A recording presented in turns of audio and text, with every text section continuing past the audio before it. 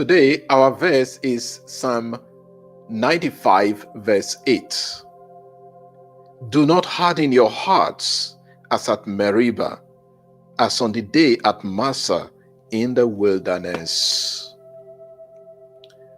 Psalm 95 is a psalm that calls for worship and obedience to God. The psalmist invites his listeners to come into the presence of God with thanksgiving, to make a joyful noise with songs of praise, because God is great. At the heart of the psalm are the words, "O come, let us worship and bow down. Let us kneel before the God, our Maker." The invitation to come into the presence of God and worship is against the background that we are the sheep of God's pasture. As our shepherd, we need to listen to his voice. Our verse reveals the attitude the psalmist wants his listeners to adopt. Do not harden your hearts as at Meribah, as on the day at Massah in the wilderness. The psalmist takes the mind of his listeners to the Pentateuch. The two names, Meribah and Massah, speak of the actions of the children of Israel against God during their wilderness experience.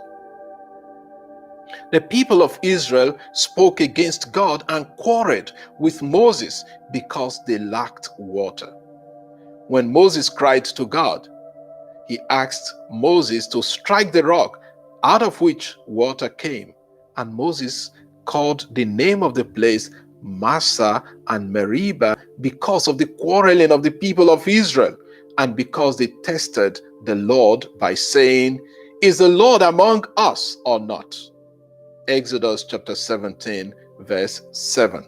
See also Numbers chapter 20, verse 13 and 24, and Numbers chapter 27, verse 14, and Deuteronomy chapter 33, verse 8. Meribah in Hebrew means strife or contention.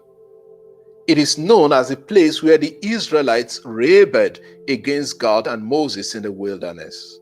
Massah means temptation, test, trial, or despair.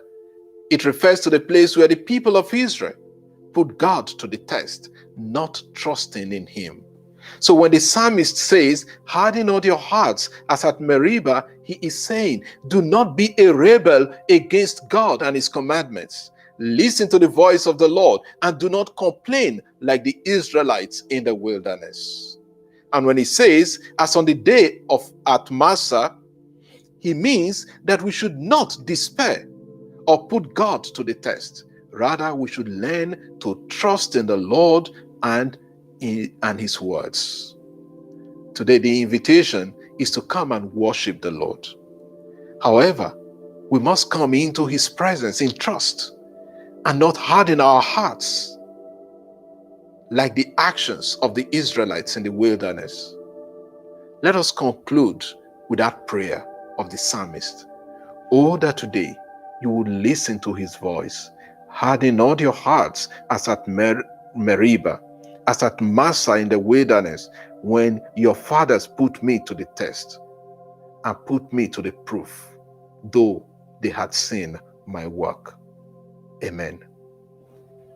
And I wish you a very lovely day, and let us continue to reflect each day on a verse of the Bible. God bless you.